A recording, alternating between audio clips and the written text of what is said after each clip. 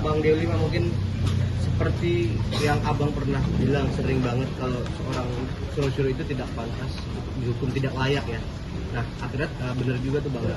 Tidak layak untuk apa nih? Ditahan. Oh, ditahan. Ya. Ya. Akhirnya benar-benar ditangguhkan. Nah itu Ya. memang seharusnya seperti itu bang. Menurut abang. Jadi begini, kita kan kalau melihat perkara itu kan kita lihat dari pasal-pasalnya. Dikenakan pasal apakah ancamannya kan, gitu. Dugaan tindak pidananya seperti apa. Nah, dalam kasus Roy Suryo CS ini kan kasusnya pencemaran nama baik. Nah, pada umumnya kasus pencemaran nama baik itu tidak ditahan, gitu. Walaupun ada yang ancaman hukumannya sampai di atas 4 tahun.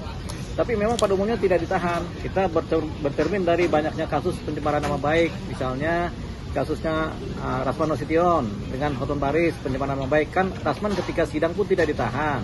Iklim Hakim tidak ditahan pencemaran nama baik. Siapa lagi? Pak Rocky Gerung itu juga kan tidak ditahan. Siapa lagi? Nah, ada banyak kasus mengenai pencemaran nama baik yang memang tidak dilakukan penahanan oleh pihak kejaksaan. Gitu. Karena memang pakemnya itu memang tidak ditahan, begitu. Jadi kita menggunakan presiden-presiden yang sudah ada, memang jarang sekali kasus pencemaran nama baik ditahan, kecuali si pelaku pencemaran nama baik melakukan pencemaran secara berulang-ulang, begitu.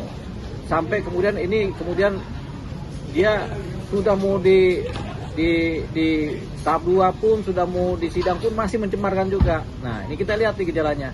Apakah kasusnya Roy Suryo CS ini melakukan hal tindak pidana yang berulang? Nah, kita sudah analisa beberapa waktu kemarin, memang tidak lagi dia mencemarkan nama baik Pak Jokowi ya, si Roy Suryo ini kan. Dia dengan yang tersangka lainnya. Yang ada mereka hanya berantem dengan pihak timnya Pak Jokowi, pengacara-pengacara atau tim yang berada di pihak Pak Jokowi, ya berantem dengan mereka aja. Itu yang pertama. Yang kedua, Roy Suryo CS juga hanya ribut mengenai persoalan prosedur hukum, jalannya penyidikan, proses penyidikan, dia ribut di situ aja, sehingga kemudian bisa dilihat dia di akhir-akhir ini sudah tidak lagi mengulangi perbuatannya, sehingga syarat untuk dia ditahan itu tidak mengulangi perbuatannya itu terpenuhi sebenarnya. Makanya bercermin dari dua keadaan, tidak mengulangi perbuatannya, dan yang kedua memang tidak ada lagi si tahan itu aja begitu. Oke, seperti yang Rocky Gerung, Rasman, iya, itu ada tahan ya bang ya. Tapi kalau menurut abang nih, mengingat kegaduhan yang sudah dibikin, kan juga banyak para praktis hukum bilang memang ya di atas 5 tahun itu patokan mereka bang. Betul. Ya, jadi kita bilang kan, walaupun di atas 5 tahun, tapi karena ini kasus pencemaran nama baik, pada umumnya tidak ditahan. Itulah menjadi posisi pihak kejaksaan memang tidak melakukan penahanan. Jadi ketika di Polda, sebenarnya di Polda juga nggak ditahan ya. Polda ini hanya untuk membawa dia ke wilayahnya kejaksaan ketika tahap 2. Jadi karena dia masih mbalelo nih, si Roy Suryo CS masih mbalelo, akhirnya diambillah dia supaya dihadapkan tuh ada ke kejaksaan, makanya dia ditahan untuk sementara gitu. Tinggal di kejaksaan bagaimana. Kejaksaan rasanya juga tidak akan menahan. Jadi kasus ini berjalan riuh, tapi kemudian si pelakunya memang tidak dalam posisi ditahan. Gitu. Jadi yang dua tadi kita ingat nih. Pertama, dia tidak mengulangi perbuatannya. Nah, tadi udah kita ingat lagi. Apa lagi? Yang kedua tuh. Lupa lagi. Yang kedua selalu lupa tuh. Oke. Bang, penangkapan itu apa bang? Landasan dari pihak penyidik untuk menangkap, membawa ke sini. Orang-orang mengira itu ditahan bang. Iya. Begini. Jadi gini. Jadi dia memang ditahan sementara. Karena tujuan ditahannya itu untuk dibawa ke kejaksaan. Karena berkemungkinan dia mbalelo ini kan, nggak datang ke penyidik untuk dibawakan tahap 2 gitu. Makanya dia diambil aja, baru Seninnya ditaruh ke wilayah kejaksaan. Nah, jaksa ini yang sebenarnya punya tanggung jawab, karena sudah ketika P21 masuk tahap 2, wilayah kekuasaannya udah bukan wilayah penyidik, tapi wilayah kekuasaannya wilayah kejaksaan gitu. Oh, berarti kemarin itu syarat untuk pelimpahan tahap 2 dibawa ke sini gitu. Ya. Orang-orang bilang itu ditangkap, itu syarat pelimpahan tahap 2, betul nggak bang? Iya, memang untuk tahap 2 biasanya orang tuh diambil dulu, kemudian ditaruh diserahkan kepada jaksa, kecuali orangnya sukarela untuk kemudian dibawa ke dari polisian. Ayo kita bareng-bareng sukarela tersangka ini dibawa ke wilayah kejaksaan untuk dihadapkan tahap 2 kepada jaksa peneliti kan. Nah, cuman karena khawatir dia ini membalelo, ya sudah tangkap dulu, ditahan dulu, dibawa ke kejaksaan untuk tahap 2 gitu. Setelah tahap 2 itu udah wilayah kewenangan dari jaksa. Ketika kewenangan jaksa menentukan apakah ini masuk potensi untuk ditahan apa tidak, dan jaksa memutuskan memang tidak ditahan begitu. Tapi di kepolisian sepanjang penyidikan kan tidak ditahan, sampai pada titik mendekati ini ya sudah ditahan sementara lah begitu. Jadi sebenarnya ini tetap proses hukum biasa yang berjalan, tidak ada yang dikurang-kurangi atau tidak ada yang dilebihkan, tidak ada intervensi di kejaksaan, tidak ada begitu. Berarti dalam artinya gini, Bang, dikabulkannya penangguhan penahanan Rosyuro ini bukan karena intervensi sekali lagi ya, Bang, ya? Karena memang sesuai dengan prosedur hukum. Iya, prosedur hukum memang begitu. Jadi contoh-contoh yang kita sebutkan tadi, presiden-presiden tadi, di mana banyak kasus pencemaran nama baik itu tidak ditahan, memang berjalan gitu. Termasuk juga kasus Suryo CS juga. Jadi kita tidak juga harus melihat kasus Suryo ini sebenarnya kasus khusus yang memang harus atensi untuk ditahan, tidak. Tapi memang sama dengan kebanyakan kasus memang tidak ada penahanan gitu. Siapa lagi yang kasus pencemaran nama baik yang tidak ditahan, kan banyak gitu kan gitu. Kenapa ada bahasa kalau Roy nggak boleh mengulangi perbuatannya lagi? Setelah ada berita ini ditangguhkan, nggak boleh mengulangi lah, bicara seperti itu. Ya. Itu maksudnya apa tuh?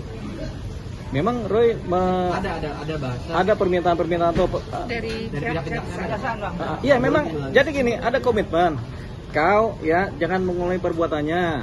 Nggak cuma Roy Suryo, Dr. Tifa dan yang lainnya jangan mengulangi perbuatannya. Kalau sekali lagi kau mengulangi perbuatannya melakukan tindak pidana yang sama, kami tahan, begitu. Itu pasti udah ada begitu komitmen seperti itu. Oke, Bang. Tapi kan dalam arti kan bilang begini, tidak boleh mengulangi perbuatan yang sama. Berarti kayak gini. Kalau dibilang kan kalau dia tuh selalu keluar. Tapi kan tadi Abang menjelaskan bahwa objek yang dituju itu nggak kena, jadi nggak ada masalah. Dia nggak ada masalah. Kan keluar dia kan cuma masalah pertama adalah proses penyidikan. Pasti kan dia berantemnya di situ. Ini saya mau pra peradilan, saya mau begini, penyidikannya nggak beres, ada intervensi, kan begitu kan. Jadi yang mereka ributkan itu adalah proses penyidikannya. Itu yang pertama. Yang kedua, yang grupnya Roy Suryo CS ributkan itu adalah masalah berantemnya sama timnya Pak Jokowi. Kan itu ributnya begitu. Tapi unsur penghinaan terhadap Pak Jokowi sendiri udah nggak diulangi oleh mereka. Kita sudah lihatnya nggak ada menghina Pak Jokowi lagi. Cuman mereka cuma bilang kami punya keyakinan 99,9% itu kan begitu. Tapi itu keyakinan. Keyakinan kan boleh, tidak menghina kan begitu. Itu dia yang jadi. Itu nggak masuk penghinaan. Nggak masuk dong, kan keyakinan mereka. Kita juga kan boleh punya keyakinan 99,9% ijazah Pak Jokowi asli. Tapi itu kan keyakinan kita. Belum tentu kebenarannya juga kan. Soalnya kan kita nggak pernah lihat langsung. Sama kayak Roy Suryo, dia begitu polanya. Roy Suryo akan begitu juga sampai ke kasasi itu dia nggak ditahan. Oke, Gitu. Bang, prediksi Abang terkait kasus ini kan nyata ya, Bang, sesuai dengan proses hukum sekali lagi ya, Bang, bahwa memang tidak ditahan. Nanti kan masuk persidangan. Kalau proses hukum dan pandangan Abang sebagai praktisi hukum untuk akhir dari kisah ini.